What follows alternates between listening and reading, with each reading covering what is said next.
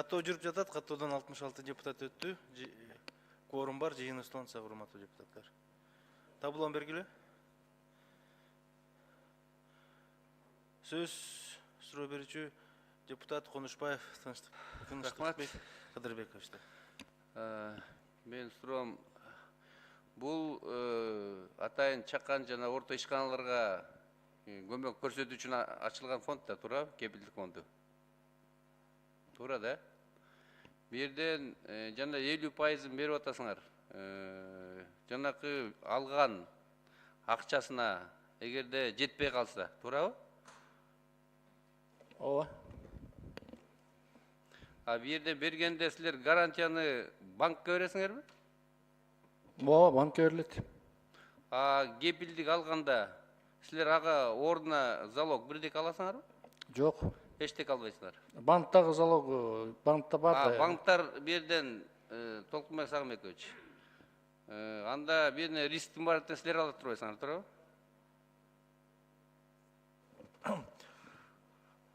Урматтуу Тынчтыкбек Кадырбаевич, мерден банктар гарантийный фонддун системасы атайын түзүлгөн, у кого не хватает залога, да? Мисалы, если хочешь взять сумму там 10 тысяч сомов, а залог есть только на 5 тысяч сомов, ты ставишь залог на 5 тысяч сомов, а 5 тысяч тебе гарантирует гарантийный фонд. Аны мен түшүндүм. Аны да түшүнүп атам мен. Бу жерден калган суммага 50%-ын берип атпайбы бул? Кепилдик фонду, туурабы? Алар болсо эч кандай залог албайт. Туура да? Бу жерден болсо ушунда бүттөн жоопкерчилик силердин мойнуңарга түшөт, туурабы, банктардын, туурабы? Коммерциялык банктар берет бу жерден. Бу жерде как раз 50% рисктин кепилдик фонд өзүнө алып атат да. Если кредит убагында төлөнбөй калса, 50% жана залог тартылат, 50% жана берилген кепилдик фонддун гарантиясына алынат. Бу жерде жазылып турат да, ушул банктар дейт, эметип атышат дейт да, мындай эме болгонуна камсыздандырып, ишенбей атышат дейт да, ишенич азыраак болуп атат дейт. Барбы ушундай? Берге андайча деле риск жок да. Гарантийный фонд жана өзүнүн гарантиясын берип атканда, ал ошол суммага банкка депозит коет да. Ошондуктан Жок, түшүндүм анын баарын. Эми хорошо, бу жерден эми мындай айтайынчы. Болуптур, бериптирсиңер. 50%-ын кепилдик фонду берди. Залогко болсо силер 50% эле камсыз кылган акчаны алдыңар, эми имуществосын. Андан кийин ал кайтара албай калса, бере албай калса, бу жерден анда акча кайтарылбай калат да. Ушуну кандай кылып чечесиңер? Анткени залог алган эмеңерди 10 миң алса, 10 миңге 5 миң эле сатасыңар дагы, 5 миңин каяктан табасыңар дегеним да. Ошо 5 миң как раз гарантийный фонддун акчасынан берилет да. Анда бул гарантийный фонддун убытогу болот да. Убыток гарантийный фондко кетет, туурабы? Бу жерден анда жоопкерчилик гарантийный фонд калып калат турбайбы? Бу жерден кандай ушул мынакей канчанчы жылдан бери иштеп атасыздар? 2016 жылдан бери ачык акционердик коом. Мына 2016 жылдан бери иштеп атсаңар, барбы ушундай берилбей калгандар? Бүгүнкү күнгө чейин биз ошол убактан бери 31 декабрь 18 жылга чейин 755 миллион сом гарантия берилген. Ошонун ичинен 2 гарантия ушундай ситуация болуп калды. Биз бирөө боюнча 68 миң сом, экинчиси боюнча 350 миң сом банкка төлөп бердик. Калганы болсо бүт жакшы иштеп келатат. Анда жакшы эле экен. Анда 99%ге чейин эле кайтарылып аткан турбайбы? Туурабы? Ооба. Рахмат. Кийинки сөз депутат Бакиров Өмүрбек Мирзарайымович да. Андан кийинки сөз Рыспаев Кожобек Жачыбекович да. Кийинки сөз Турсунбеков Чыныбай Акунович да. Кийинки сөз Турсунбаев Азизбек Аткозович да.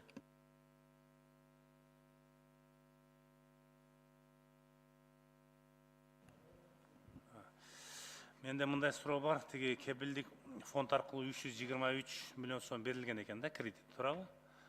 Булар кимдерге берилген өзү? И кандай бир мындай эмнелер курулган ушул кредиттерге өзү?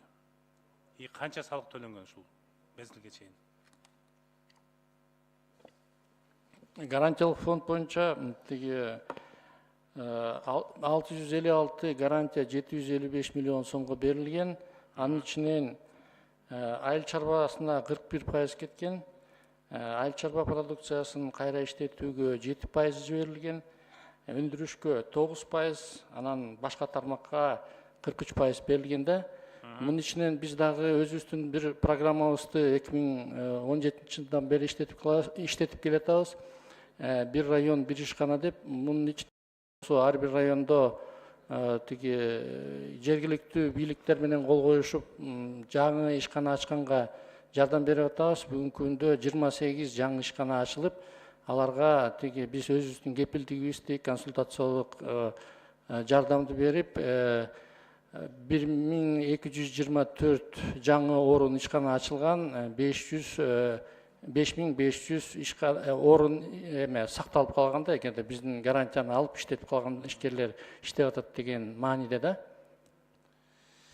Көбүнчө булар эми банкта иштегендер өздөрүнүн тааныш билиштерине беришет да, мындай кредит. Чыныгы муктаж адамдарга жетпей калат да. Бул боюнча кандай оюңуз? Бүгүнкү күндө биз 11 коммерциялык банк менен келишимибиз бар, жана Орус-Кыргыз өнүктүрүү фондусу менен 11 банк системасы боюнча 324 филиал болсо, бүгүнкү күндө биздин жана 11 келишим кол коюлган банктардын филиалынын саны 70% болот да. Жада бир 210-215 филиал иштейт да. Анан эми андай сиз айтып аткандай маселе жок. Биз кайрылып келип аткан гарантия жана кредит ошого подтверждение болуп атат да. Бүгүнкү күндө бизде 99,99% кайрылып келатат. Андай факттар бизде жок. Анда бул мыйзам долбоору кабыл алынса, кепилдик фонду акционердик коом боюнча калабы же кандай? Ооба, акционердик коом бойдон калат, ооба. Алардын жетекчилиги кандай жол менен дайындалат? Конкурс боюнча, конкурс мененби же буйрук мененби? Жетекчилери. Бүгүнкү күндө жетекчиликти фонд госимущества аркылуу дайындалган. Эгерде жаңы мыйзам кабыл алынса, анда ушул тартип, анан дагы башка учредитель болсо, совет директоров аркылуу шайланат. Да. Бул тармакты сиздер тиги улуттук банкка берип атасыздар да, көзөмөлгө эле кандай? Ким көзөмөлдөйт бул? Ишмерлигин ким көзөмөлдөйт экен бул? Жаңы мыйзамдын өзгөртүүлөрү боюнча көзөмөл улуттук банкка өтөт да. Бүгүнкү күнгө чейин эч кандай көзөмөл жок болчу да. Улуттук банкта болот, Ал финансы министрлиги көзөмөл кылса болобу? Кандай дейсиз оюңуз? Же только улуттук банктын көзөмөлүндө болуш керек? Бу жерде эми мыйзам финансовый системанын баардыгын карайт да. Ошондуктан бул финансовый институт болгондон кийин бул жана операциялары жана кредитке окшош болуп атат да. Ошондуктан улуттук банктын астында көзөмөл жүргүзүү туура болот да. Туура болот, анда. Түшүндүм мен. Рахмат. Рахмат. Анда кийинки сөз депутат Нышанов Сайдулла Камбалатович да. Рахмат, Дастанбек Артысбекович, урматтуу чакырылгандар. Региондук кепилдик фондунун 6 жылдан ашкан ишкери дегенде экономиканын төмөндөгүдөй секторлору боюнча деп 74,4 миллион сом суммасына 576 кепилдик берилген дейт. Айыл чарбасыга 17,1, соодага 42,8, кызмат көрсөтүүгө 12,8, өнөр жайга 1,6. Булардын пайыздары кандай болгон? Кайтарымдуулугу? Кайтарымдуулугу 99%, 199%. 99 деген бул бары деген сөздү билдирет. Пайызы кандай берилген? Ишкерлер банкка кайрылат, кредит алалы депчи. А жерде ишкерлер банкта ар кандай кредиттик инструменттер болот. Анын 6%-ы бар, 7, 8, 10, 12. Максимум канча, минимум канча? Минимуму 6%, максимум 20%. Значит, 6% деген жок пайыз болот. Максимум 20 болгондо. Толкунбек Сагынбекович, сиз айтыңызчы, эгер 99,99% кайтарымдуулугу болсо бул деген толук кайтарымдуу дегенге жатат да негизинен. Эмне үчүн анда проценти пайызы күчтүү чоң болуп элдерге иштегенге мүмкүнчүлүк бербей атат? Себеби мындай чоң пайыз элди төлкө кыйынчылык алып келет да. Сиз бул менен макулсузбу? Канткенде биз түшүндүрөбүз. Мурун бизге айтчу эле, риск чоң, там 60-70%, 80% кайтат, onun 20-сы кайтпайт деп. Азыр 99,99 болгондон кийин эмне үчүн пайыз түшпөйт? 20 деген бул только ошолорго иштеп берип кутулуп кетсе да чоң иш да. Урматтуу Сайдулла Каңболотович, сурооңузга рахмат. Берде эки жагынан караш керек да. Биринчиден, бул негизги идеясы жана залог жетпей аткандарга жардам көрсөтөлүк деп. Мен аны түшүндүм. Бул биринчиден жана залогу Жон жетишпеген. негизгиси ушул. Экинчиси жагы бүгүнкү күнү гарантийный фонддун капиталы аз болгон да. Ошондуктан өткөн жылдары мындай процент возврата был большой да, 99%. Азыр уставной капиталы чоңойду. Ошондуктан көбүрөөк элдер гарантия ала алат да. Планда дагы ушу уставной капиталды миллиардтан ашыралык деген пландар бар. Ошондо көбүрөөк да эл покрываться этип калат бул гарантийный фонд менен. Экинчиден пайыздары да акырындан төмөндөйт да. Акырын төмөндөгөн болбойт. Покрывать эткен демес маселе. Маселе пайызда. Пайыз жакшы болбосо аны покрывать эткен элди только жокчулукка, кедейчиликке, кыйынчылык алып келет. Семьялардын бузулганына. Бизге азыр пайызы да өтө маңыздуу болуп атат, маанилүү. Ким жооп берет бул пайызы боюнча? План барбы? Четко мындай түшөт деп.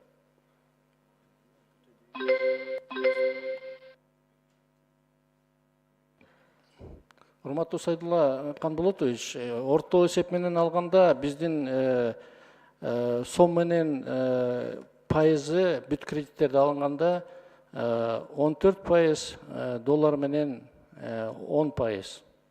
Орто эсеп менен алганда жанагындай разброс бар да, 6-дан 20%га чейин да. Орто эсеп менен алганда 14%. Жок, качан азаят дейм. Негизи мына азыр портфель чоңойот деп атат, миллиард сомго чыгат деп атат.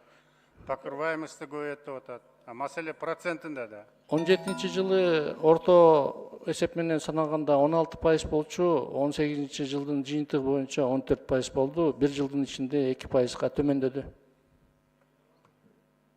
10 секунд. Рахмат. Ушундай 2%дан жылына түшүп кете береби?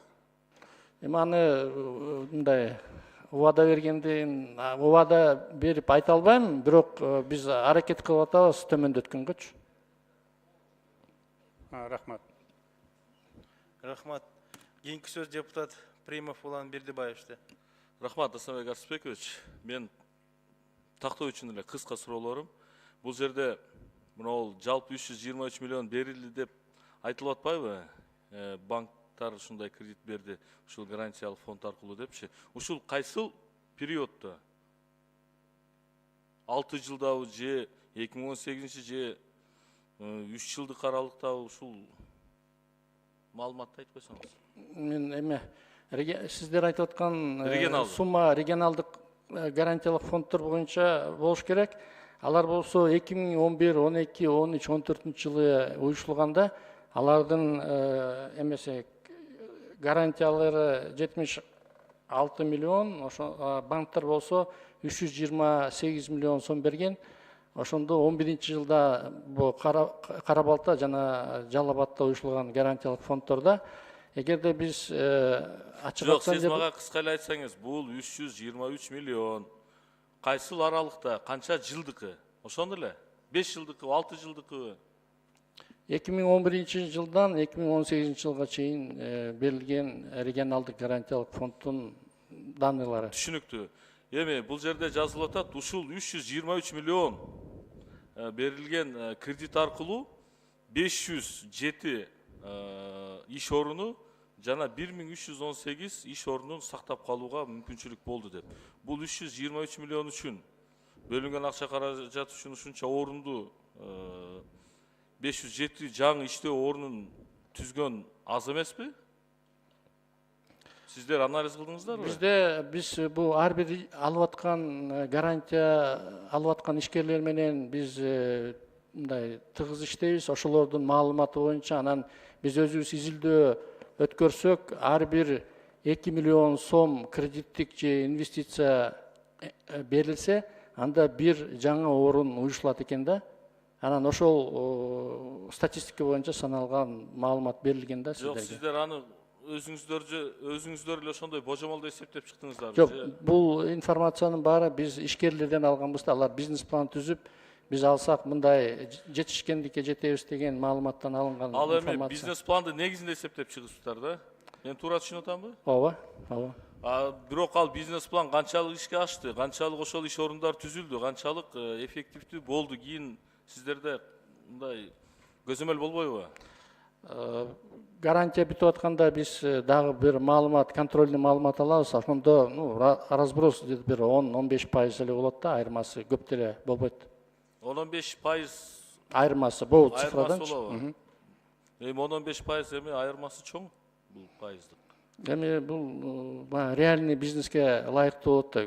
Кээ бирлериники аябай жакшы өтүп калышы мүмкүн, кээ бирлериники орточо болуп калышы Макул. мүмкүн. Анда мен суроом, Олег Михайлович, это, наверное, к вам. Вот насколько оправдала деятельность гарантийных фондов и что вы, как министр экономики, предлагаете в дальнейшем для развития вот этих гарантийных фондов, деятельности? В законодательном плане, на уровне правительства, что у вас готовится?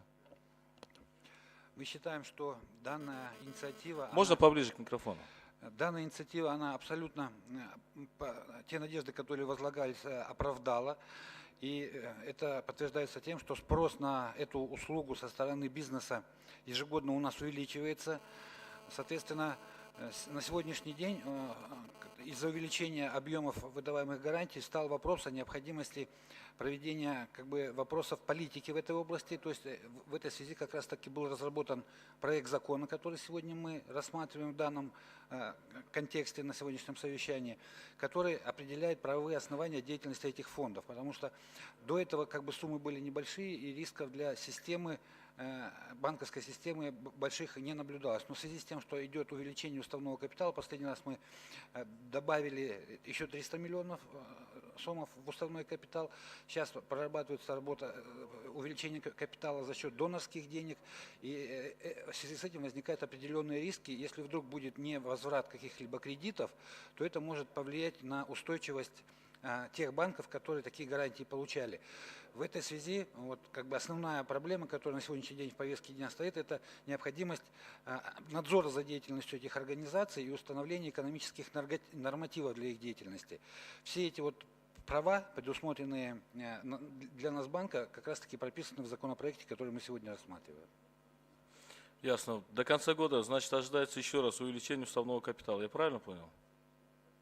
В этом году я не уверен, что будет увеличение капитала, но в целом в этом году у нас будет увеличение за счет донорских средств. Да? За счет доноров. Примерно сумма. Сейчас ведутся переговоры. Они как завершатся, мы вас проинформируем, потому что сейчас сказать конкретную сумму, честно говоря, будет не совсем корректно, без окончательной договоренности. А с какими донорами вы ведете переговоры? Мы с Азиатским банком развития ведем переговоры. Рахмат, а негизинен Толкунбек Сагынбекович, мен ойлойм, бул гарантиялык фонддордун мындан аркы ишмердүүлүгүндө сиз негизги көзөмөлдөчү орган катары максималдуу түрдө жеңилдетип, ушул биздин жөнөкөй жарандарыбыз пайыздык өлчөмүндө буну пайдаланууда бир гана мындай оң таасирин көргөнгө сиз шарт түзүп беришиңиз. Рахмат, эске алабыз. Кийинки сөз Алимбеков Нурбек Карыевичте. Рахмат төрага.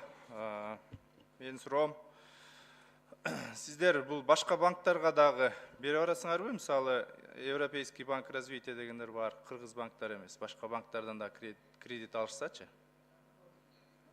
Жок, алар менен биз иштешпейбиз, себеби биздин капиталыбыз аз, анан 2,5 жыл эле болду иштегенибизге. Алар болсо бизди болсо кандай иштеп атат деп көп карап атат да. Мына биз 2 жыл, 3 жыл аудит өттүк, сырткы аудитчи.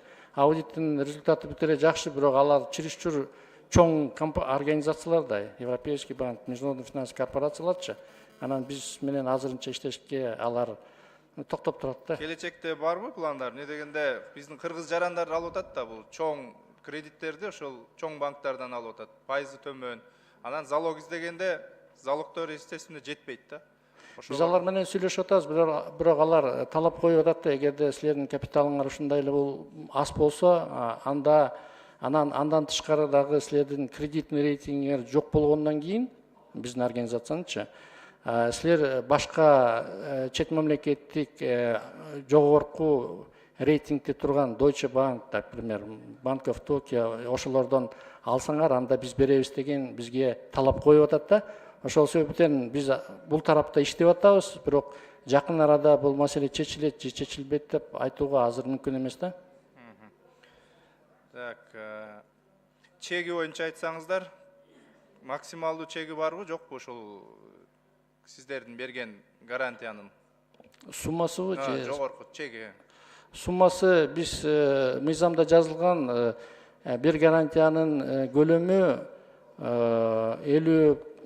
50% кредиттин көлөмүнөн көп болбош керек. Экинчи ограничение бул сумма, гарантиянын суммасы 10% гарантиялык фонддун капиталынан көп болбош керек дегенчи.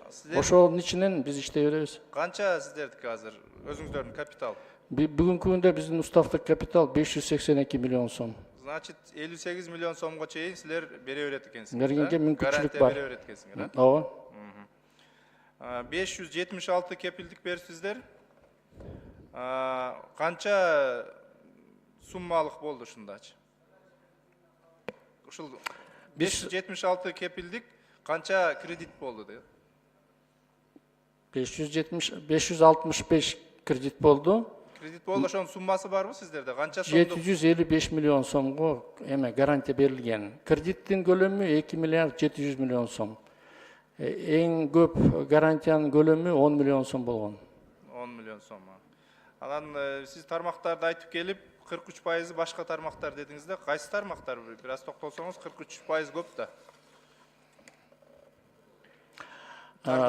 Строительствого 1%, транспортка 9%, туризмге 4%, башка услугаларга 4%, соода садыкка 25%. Анан жанагы айтып кетпедимби? 41% айыл чарбага, өндүрүшкө 9%, айыл чарба продукциясын кайра иштетүү боюнча 7%. Соода сатыкка жакшы 25% берипсиздер. Бирок курулушка эмнеге 1%? Же потребность жокпу, сураган эч ким болбодубу же кандайча? Көбү ипотекага сурап атат, бирок биз ипотекага бербейбиз, ипотечный компания бар. Экинчиден бизге баягы банктардан келген заявкаларды биз удовлетворить этип атабыз, анан бирок строительство жагы кичине токтоп калдыбы же кандай бир маселе, бирок мындай ас эле болуп атат да азырынча. Эгер курулуш компаниялар ушул залог сурап сиздерге кайрылса бересиңер, а? Ооба. Анан ушу силердин услугаңардан эч кандай пайыз или бир сумма кармап калбайсыңарбы ушул субъекттен? Биз комиссионныйга жанагы приоритеттик тармакка 2% кармайбыз, жана өндүрүш, айыл чарба продукциясын өстүрүү жана айыл чарба продукциясын кайра иштетүү 2% бир эле жолу башында берилип аткандачы. 3 жылга беребизби, 5 жылга беребизби, же 7 жылга беребизби, бир эле жолу алабыз. Мисалы 100 000 сомдук залог берсеңиздер сиздер 2 000 сом башында алып каласыңар ошо. Кредит алуучудан. Ооба. Түшүнүктүү. Уставной фондуңуздар канча дедиңиздер дагы бир жолу? 582 миллион сом. Бул жетип атабы? Азырынча жетип атат. Бирок мына былтыр эгерде биз 707 миллион сомго гарантия берсек, Олег Михайлович да айтып кетпейби, спрос аябай көбөйүп атат. Быйылкы жылы биз 180-200 эсе көбүрөөк берген атабыз. Приблизительно бир 900 миллиондон 1 миллиард сомго чейин жаңы гарантиялар берели деген өзүбүздүн планыбызды кабыл алдык да. Бул өтө жакшы нерсе, муну кубатташ керек, колдош керек. Ошону менен бирге эле элдерге дагы, жеке ишкерлерге дагы баягы жерлерде түшүндүрүү иштерин жүргүзүш керек да. Буну жеткире билсек өтө жакшы жеңилдик болмок да. Жеке ишкерби, чоң ишкерби, любой субъекткечи. Рахмат, ишиңиздерге ийгилик. Рахмат. Рахмат. Кийинки сөз Токторов Алмазбек Сатыевичте. Рахмат, Достан Артысбекович. Менде мындай суроо. Сиз азыр жооп бердиңиз. Биз 2% комиссия алабыз деп, Ооба. Келишим түзөсүз да, клиент менен. Ооба, биз келишим банк менен да түзөбүз, клиент менен Банк да менен да түзөбүз. түзөсүңөрбү? Ооба. Келишим. А банкка каражат төлөнөбү? Же банктан комиссия алынабы? Кандай? Мамиле кандай болот? Биз бүт банктар менен өзүбүздүн келишимибиз бар. Ал жерде бүт биздин байланышыбыз макулдашылганда, анан клиент анын баарын билет. Эгерде алып атканда банкка Банк биздин менен, мына келишим банк менен. Ал жерде араңарда тыйын ойнобойбу? Ал жерде кызыкчылык бар да, туурабы? Же банк процент алыш керек, же силер банктан процент алышыңар керек да? Жок, тиги клиент менен түзүлгөндө клиент жана 2 же 2,5% төлөйт, банкка таштап коет, биздин счетко ал түшөт да. А тиги Банкка төлөбөйсүңөрбү? жок, банк аркылуу клиент бизге төлөйт да, жана комиссион эле. Банк аркылуу? Банк аркылуу биздин счетко түшөт да. Мына, это другое дело. Вот клиент, банк, анан силерге Ооба, түшөт, ооба. Түшөт. Түшүнүктүү. Эми акча кайтпай калса, ошондо силер өзүңөрдүн фондуңардан могу 582ден возмещать этип бересиңер. Туура. Туурабы? Туура. Банкка. Анан кайсы банктар менен иштеп атасыздар? Канча банк менен иштеп атасыздар азыр? Бүгүнкү күндө биз 11 банк менен иштешип атабыз. Банктарды атап коеюнбу? Атап коюңузчу. Мейли, анда бул Альбанк, РСК, Кыргызстан, KCB, Демир, Азия банк, БТА банк, Финка, Компаньон. Мейли. Мына, эми жана рисктерди айтайын. Рисктер банк изилдейт экен да, рисктерди. Эми жана пропорция болот да, эгерде биз 50%га чейин берсек, 50% рискти биз алабыз, 50% банктар алат. Банкта отдел рисков бар, сиздерде барбы? Бар. То есть параллельно силер жүргүзө бересиңер да? Ооба. Эми мына залогу жетпеген клиент келип, кайсы документтердин негизинде силер менен келишим түзөт? Кандай документтерди силер затребовать этесиңер? Клиент кошумча банкка бергенден башка документ биз сурабайбыз. Биз банктан эле электрондуу түрдө алабыз. Ошол менен иштейбиз. Эгерде суроо болсо беребиз, жок болсо ошону эле карайбыз да. Андай болбойт да. Эч кандай документ сурабайсыңарбы? Жок. Клиент банкка берген пакет документ, ошону алабыз да. Анан банктын жана кредиттик комитеттин чечимин алабыз, анан залогду баалаган документ алабыз да. Бүттү, андан тышкары кошумча документ биз албайбыз да, сурабайбыз. Мисалы 50% 50/50 берсеңиздер. 50/50 берсеңиздер. Теги стоимость имущества, если реализация алганда ошого жетпей калса, кандай взаимоотношение будет у вас с клиентом? Бүгүнкү күндө мындай да, банк менен келишим түзүлгөндө мындай деп жазылган. Биринчи төгүлүп аткан основной сумманын көлөмү гарантиянын көлөмүн төмөндөтөт. Биринчи. Эмеге чейин да тиги гарантиянын көлөмү бүтмөйүнчө, андан ошол убактан баштап гарантиясы калган кредиттик суммага жетиштүү болот. Ошонун биздин керегибиз жок болуп калат да ошол убакта. Эгерде график выплаты, да? График выплаты, банктын график выплатасы менен иштейбиз. Эгерде основной суммасы төгүлүп келип, биринчи биздин гарантиянын көлөмүн төмөндөтөт. Анан, например, мына 1 миллион сом кредит алып, 300 миңге кредит болуп, 700 миңге кредит болуп, 300 миң биз гарантия берсек, биринчи төгүлүп аткан сумма биздин 300 миңди төмөндөтөт да. 200 миң, 100 миң, 50 миң, анан нолго чыгат да. Түшүнүктүү. Азыр надзор кимде? Бүгүнкү күндө надзор жок. Ошол жазылып тур да, могу жердечи, надзор жок. Эми тиги целесообразно передать это надзор Нацбанку деп турат. Сиз ошого макулсузбу? Макулсуз. Безусловно макулсуз. Эч кандай условия койбойсуз. Жо, биз Же эми подзаконный актарда жазылып чыгып атат. Ерде мына мыйзамдын долбоорунда жазылып келатат, что бул мыйзам күчкө киргенден кийин Улуттук банк өзүбүздүн нормативно правовой акттарды жасап чыгабыз да. Бирде жана экономический коэффициенттер бар да. Бүгүнкү күнү эч ким көзөмөлдөбөйт да гарантийный фонд кандай иштейт. Биздин астыбызда өткөндөгүдөй жана кадимкидей коммерческий банктарды көзөмөлдөгөндөй эле ошондой иреттетет да. Жана экономический коэффициенттер болот. Мындан тышкары жана ликвидность коэффициенттери болот да. И биз уже жана степень риска деп айтып кеткенбизби? Ким канча алат, на каких условиях. Ошол жакты да бир карап чыгабыз да. Эми мына Толкунбек мырза, азыр сиз кепилдикти бере бересиз да, надзорду спокойно ала бересиз. Сейчас вы не боитесь, потому что сумма незначительная, абсолютно незначительная. Бирок перспектива 10 секунд. бирок келечекте көбөйөт да. Пландарыңыздарда 582 менен калбайсыздар да, туурабы? Өсөлү деген Кандай пландар пландар бар? бар азыр? Өсөлү деген пландар бар? Мына өкмөттүн кандай позициясы бар? Краткосрочная перспектива дал.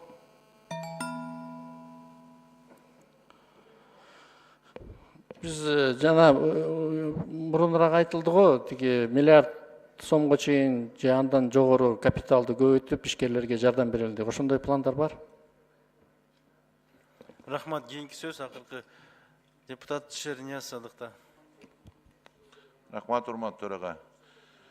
Бул жерде мындай суроода сиздерде жазылып турат, ушул кепилдик фонду жеке адамдардагы, юридикалык тараптардагы түзсө болот дейт. Бул канчалык кооптуу бул? Жеке адамдарга биз ушундай кепилдик фондорду түзүп, анан бул деги эле жалпы банк системасына бир коопсуздук жагы кандай муну? Кооптуу жагы. Урматтуу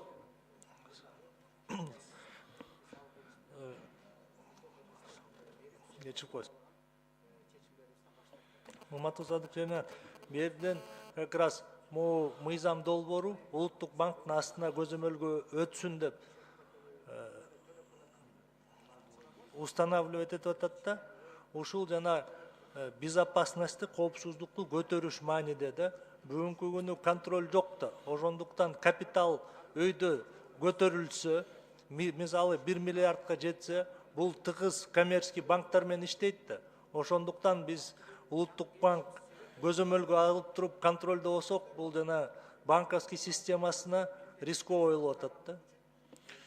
Бирок ошол эле учурда кайсы кепилдик фонд менен иштешти банк өзү тандап алат да, туурабы? Бүгүнкү күнү могу мыйзам боюнча бир эле кепилдик фонд калат да. Мындай кичинекей кепилдик фонддор 6. Бул 6 айдын ичинде жабылышка муктаж болот да. Бул конкуренциянын себеби менен, бирок мыйзам менен жабып аткан жокпуз биз, туурабы? Жок, берде норма боюнча бул жана повышенные требования к уставному капиталу болот да.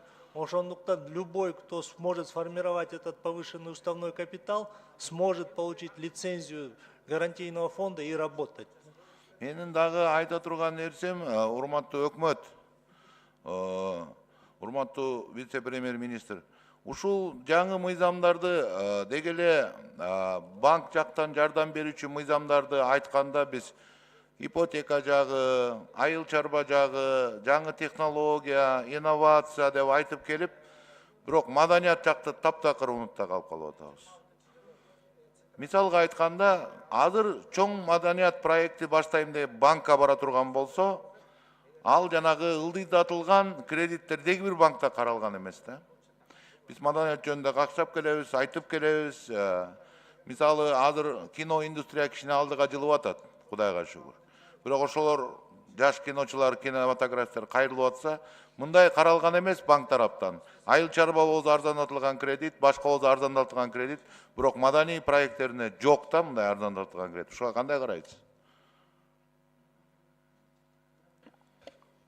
Ну давайте, мы когда нормативно-правовые акты будем рассматривать, подзаконно жана маданият жагында, что можно выдавать гарантию на окупаемые проекты деп киргизип коелук да, что Чоң гарантийный рахмат. фонд может выпускать Чоң гарантию. рахмат. Абдан чоң жакшы нерсе болмок. Анткени баары бир мамлекет маданиятты колдоп атпайбыз, колдойбуз деп атат. Ушул жагында карап койсоңор чоң ыраазычылык билдирем. Рахмат. Рахмат. Акыркы сөз Жунус уулу Алтынбекте. Микрофон бергиле. Рахмат. Мына кепилдик фонддун төрагасына суроом. Сиздердин ошол көрсөткөн услугаңар үчүн жана кредиттин канча пайызын аласыздар? Комиссионный жөнүндөбү же гарантиянын көлөмү боюнча? Комиссияңар канча? Комиссиянын көлөмү 2% жана 2,5%. 2% айыл чарба продукциянын кайра иштетүү жана өндүрүшкө да. Калган тармакка 2,5%. Биздин гарантиянын көлөмүнөн да, кредиттин көлөмүнөн эмес, гарантиянын көлөмүнөн. Мен Улуттук банктын төрагасына кайрылат элем да. Булар эми случай жанагындай невозврат болуп, да проблемный кредит болгондой болсо, айланып келип эле баары банк жоопкерчиликти көтөрөт. Анан ошол банктардын өзүнө дагы ошондой кепилдик көрсөткөнгө, ошондой 2% дагы дополнительный алар доход көргөнгө мүмкүнчүлүк болобу? Бу жерде банктар жана кредит эсебинен уже процентти көрүп атышпайбы?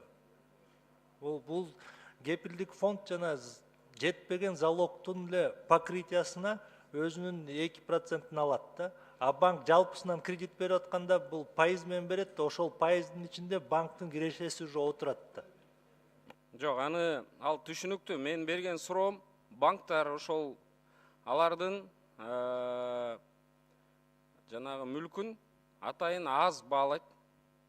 Аз баалаганда дагы бүгүн 50%-ын, эң жакшы барса 60%-ын гана берет. Ошол үчүн анан ушундай фонддор түзүлүп атат. Эми бул Бишкек шаарында дагы мүлктөрдүн бааланышы жакшы, жерлерде бул өтө эле мындай күлкүн келет да.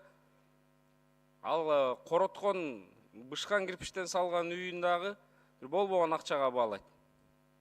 Анан айла жок ушундай кепилдик фонддор түзүлүп атат.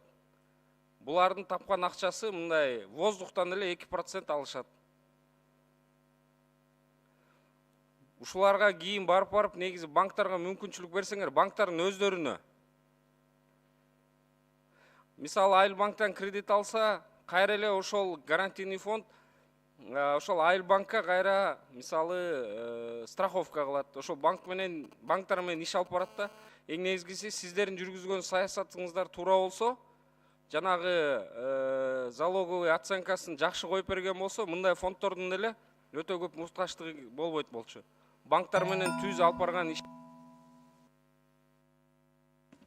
Рахмат.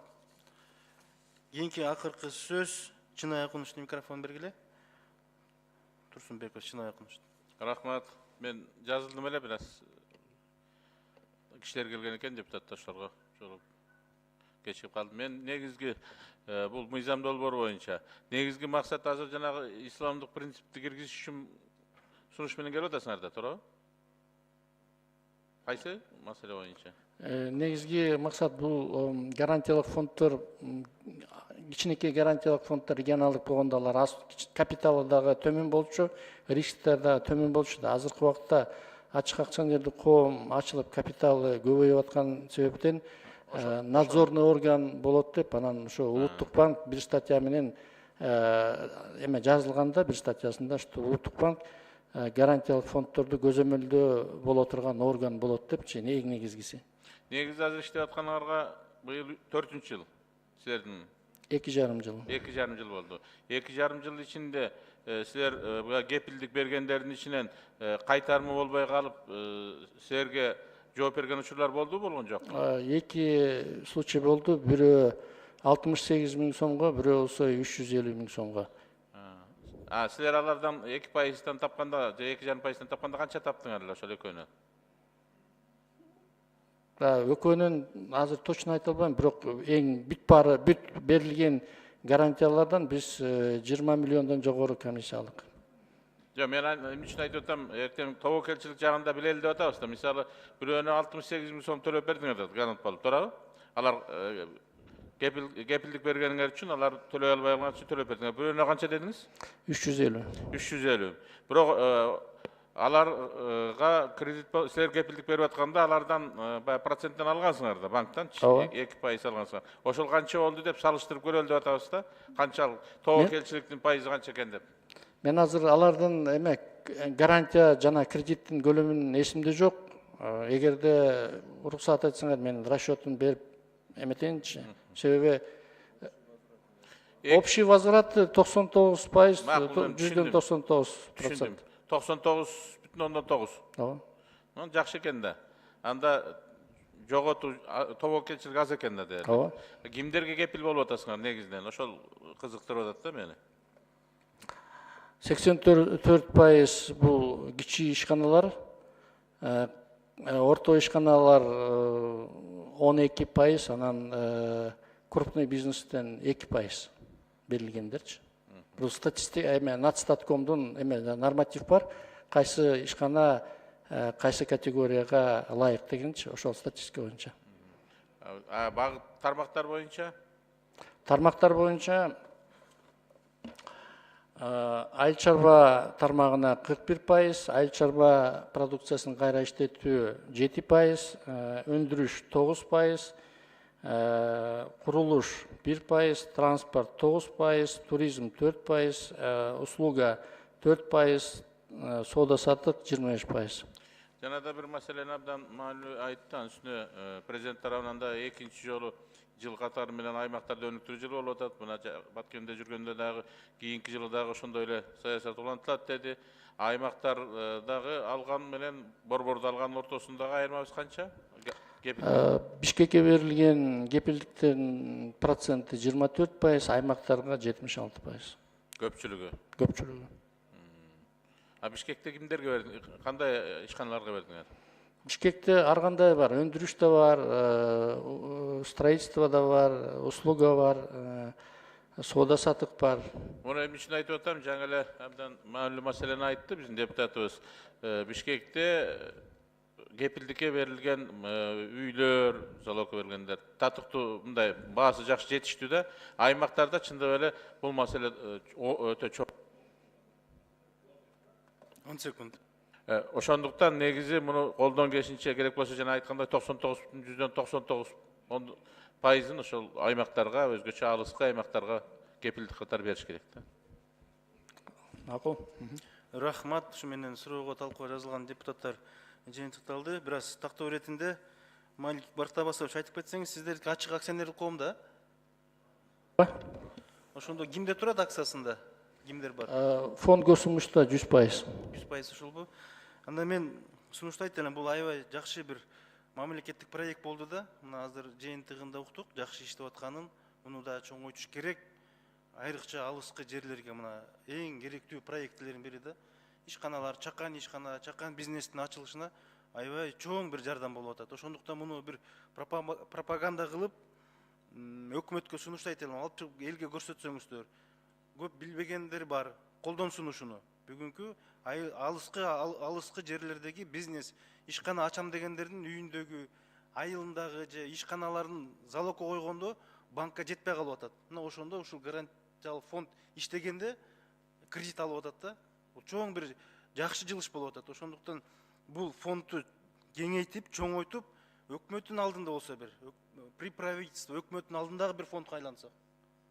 Пропаганда кылалы. Буну мүмкүнчүлүктү эл пайдалансын, ишкерлер пайдалансын. Мына бүгүнкү күндө ишкерлерге мамлекеттин кол сунгандыгы көрсөтүшү керек да. Бизнес тараптан көрсөтүш керек. Мына ушуну бир аз ошол тараптан аксап атабыз. Ал эми көзөмөлдүү мынакей улуттук банкка берип атабыз надзорду. Эми сиздер да алдын ала жакшы надзордук иштерди жүргүзүп туруңуздар. Кийин өнүгүп барып кайра банкротко түшүп кетпесин да. Коррупциялык элементтерге түшүп кетпесин. Искусственно бир банкрот кылып бербесин. Мына ошого сиздерге мыйзам аркылуу өткөрүп берип атабыз улуттук банкка. Жакшылап надзорду жүргүзүш керек. Анан муну албетте кеңейтиш керек, чоңойтуш керек. Мен өкмөткө сунуштайт элем, ушуну пайдаланып, алыскы биздин ишкана ачабыз деген ишкерлерге чоң бир шарт. Малик Бартапасович, сиз ушунда пайдаланыңыз. алыскы ишканаларга көңүл бурсаңыз, мына айтып кеттиңиз, 76% ошо дагы ошо тармакка берсеңиз. Анткени ооба, райондогу, айыл өкмөтүндөгү ишкана ачыш үчүн залог коюп кредит алыш кыйын болуп атат. Анткени алардын ошо имуществосу ал бага жетпей атат да. Сиздер киргенде гарантия болуп банк кредит берип атат. Бул жакшы программа. Мамлекеттик эң чоң программалардын бири муну. Бирок муну биз туура пропаганда кылып элге, ишкерлерге жеткизишибиз керек. Мына ошондо биз көрүнөбүз. Рахмат. Анда тийиштүү комитеттин корутундусун окуу үчүн сөз Айдаров Салайдин Абдыраевичте, экономикалык жана фискалдык саясат боюнча комитеттин төрагасы. Рахмат. Комитет төмөндөгүдөй корутундуга келет. Кыргыз Республикасынын өкмөтүнүн 2018 жылдын 6 ноябрындагы 524-90 менен жактырылган Кыргыз Республикасындагы кепилдик фонддор жөнүндө Кыргыз Республикасынын мыйзам долбоору сунуштары эске алуу менен жактырылсын жана экинчи окууда кабыл алуу жогорку кеңешке сунушталсын. Рахмат, мыйзам долбоору добуш берүүгө жөнөтүлөт.